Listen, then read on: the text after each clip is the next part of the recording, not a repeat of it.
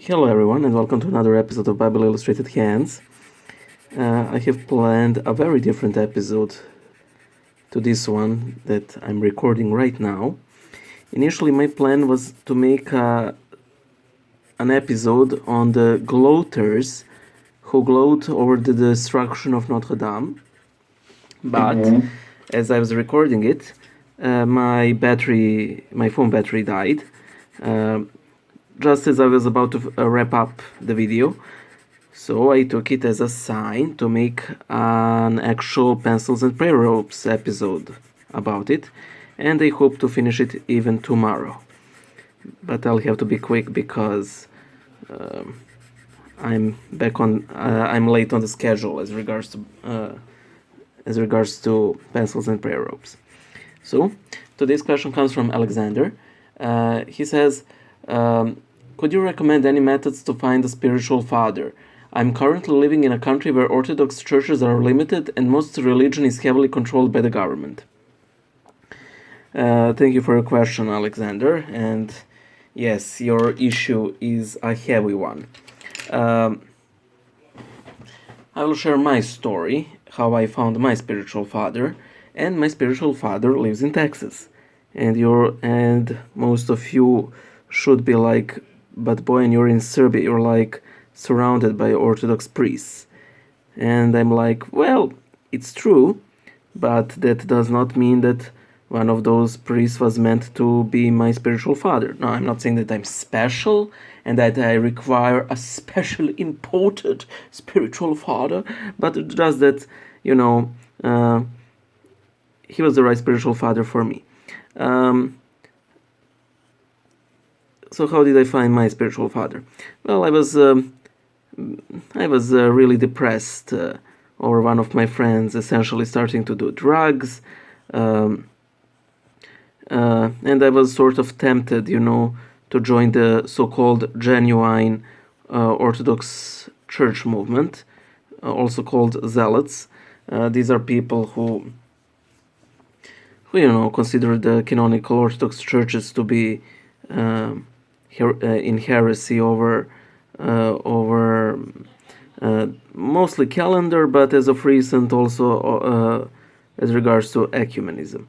So I remember that at one time I was so tempted to become the genuine Orthodox Christian that I simply, I simply fell to my knees and I prayed, "Oh Lord, please, please, please send me a spiritual father," and He did.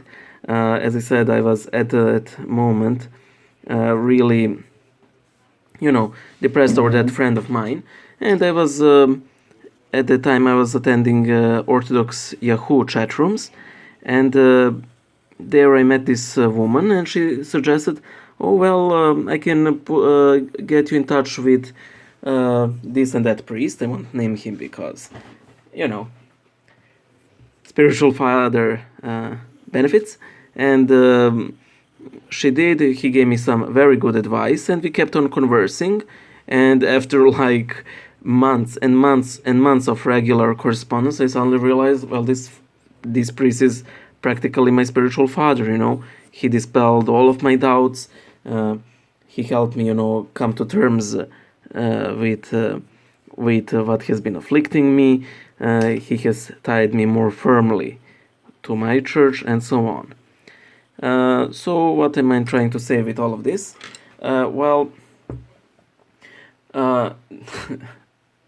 The best method I can suggest to you from my personal experience is pray for your spiritual father. Pray that you find one. And the Lord will give you one.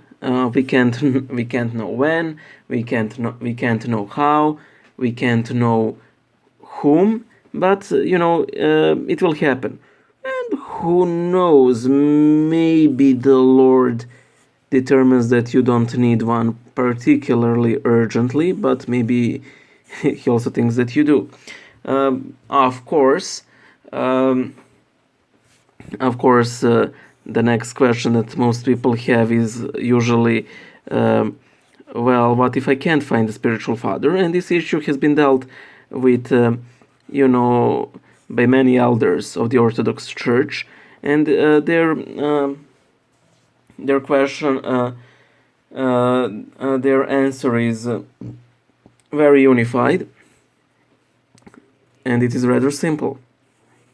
Read the Gospels, read the writings of the saints, pray to Lord our God in all humility, and He will give you enough grace to survive until your spiritual father comes.